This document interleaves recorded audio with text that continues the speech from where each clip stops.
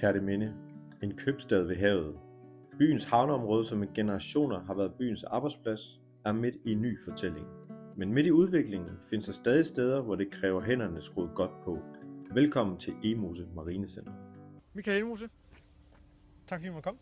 Jeg tænker, vi skal bare have en rundtur. Ja, fantastisk. Vi ligger her i siden 14 nu, kan vi sige, så vi ligger her ret lang tid. Jo. Jeg har altid egentlig haft en drøm om at selv at blive en sejler. Jeg er simpelthen ikke vokset op med en familie, der sejler. Gear, hvor man så kan klæde sig på. Og det ligger jo alle mulige prisklasser. Det er sejletøj. Det er sejletøj, med noget højt vandsøjletryk i forhold til vandtæt. Sommerhalvår, så har der jo sindssygt mange turister. Okay. I ydersæsonen, altså typisk i formånederne her, så januar, februar, marts, april, der er det jo herre og fru Kerteminde, der kommer her. Okay. Meget tovværk, og så har vi jo en masse sådan nogle blokke og sådan noget, man bruger også i forbindelse med sejlads. Der kan jeg jo lige afsløre, da jeg var inde og havde min værnepligt for snart 14 år siden, der havde vi jo konkurrencer i at binde forskellige knob. Ja. Og der vandt jeg, Maria. Altså, hvor mange ansatte har du? Der er jo 2 i butikken, og så er der jo 2 på værkstedet, og så mig selv. Og så har vi jo hen over sæsonen i sommerhalvåret, der har vi typisk mellem 3 og 4 ungearbejdere inde. Så har vi en rengøringsdame, så vi her, og så I en boghold også jo. 10-11? Ja, når vi samler alle sammen, så er vi nok okay. Så kommer vi ud i værkstedet. Ja, det gør vi.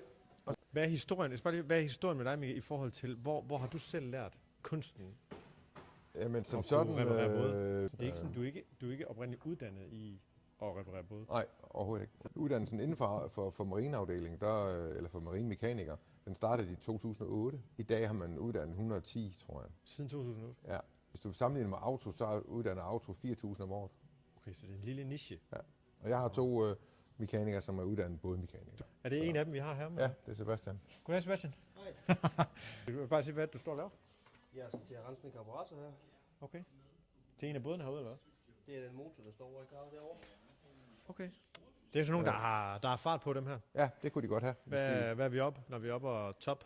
Jeg tror, de går jo, den sorte derovre ved siden af, den går, det er sådan 300 hestes, den går nok de der 130 km/t på toppen ved at skyde på. Når nu en almindelig båd skal til reparation af dem, der ligger herude, så tager folk dem typisk herhen? Ja, det gør vi jo typisk for dem, kan man sige. Altså, så du tager ud og henter dem ude på båden? Ja, det kan vi godt gøre. Lige i dag der er vi også ude og lave noget derude. Men vi har jo sådan nogle specielle stativer. Og som på den sejlbåd derovre, ikke? Og der har vi sådan en speciel vogn, vi kører ind under, hvor vi kan hente og bringe bådene. Den her, det er jo faktisk hen for SDU, den der står der. Det er simpelthen universitetsbåden? Ja, den er egentlig solgt til dem for nogle år siden. De bruger den som forskning. De ligger og sejler op til, de skal faktisk op til Nord-Norge og observere spækhugger. Nu skal den så på togt igen, så skal den jo bundmales. Alt det her, det er jo ved at være slidt. Så maler man simpelthen bunden her, og så skifter man sådan nogle som de her ting her. Det er sådan noget, der tærer, sådan nogle tæresænke her. Hvor lang tid tager det at klargøre sådan en basse her? Det er jo en forholdsvis stor båd. Den kunne godt være i vandet igen i løbet af sidste uge, men nu rent motormæssigt, hvor de har været på et 3-dages kursus. Jeg skal lige prøve at se, hvis Jasmin er henne, så prøver jeg lige at høre, hvad hun siger. Fordi hun... Nu overgiver vi mikrofonen til Ny Forms ansat. Vi er kommet ind i en ny form. Ja. Hvad hedder du? Jeg hedder Signe. Signe, tak fordi du måtte komme. Ja, det er faktisk en forholdsvis stor butik. Ja, og den bliver endnu større. Hele hallen, der er inde ved siden af, der bliver væggen lagt ned her, og så får vi lige resten af... Kan man få et indblik i det? Altså, det kan vi godt. Må vi det? Det aner det ikke, men... det må vi gerne. Jeg giver os lov. Filmer sådan... Der findes jo nogen i sådan noget merino her. Okay. Altså big news her. Ny Form udvider. Altså jeg går ikke ud fra det hele den hal her, så bliver det jo verdens største Ny Form butik. Jo, så kommer der et stort lejland til børn.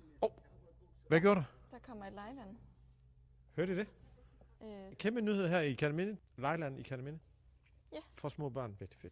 Men, så er der en mindre grund til at køre til Odense. Ja, lige. Signe, tak for rundturen. Jamen selv tak. Det var pænt af dig. Ja. Det var rundturen nede i Egmose Marinecenter hernede i Kerteminde Havn. Jeg vil sige efterhånden en mellemstor virksomhed, 10 ansatte. Michael Egmose, som har jo købt ejendom hernede i 2014 og har nu drevet det i de her, snart 12 år. Fantastisk mand, fantastisk iværksætter. Dem skal vi have flere af, dem skal vi huske at støtte. Derfor siger jeg endnu en gang, støt lokalt, kom ned og køb jeres outdoor tøj nede hos Ny Form eller inde hos Egmose. Vi ses.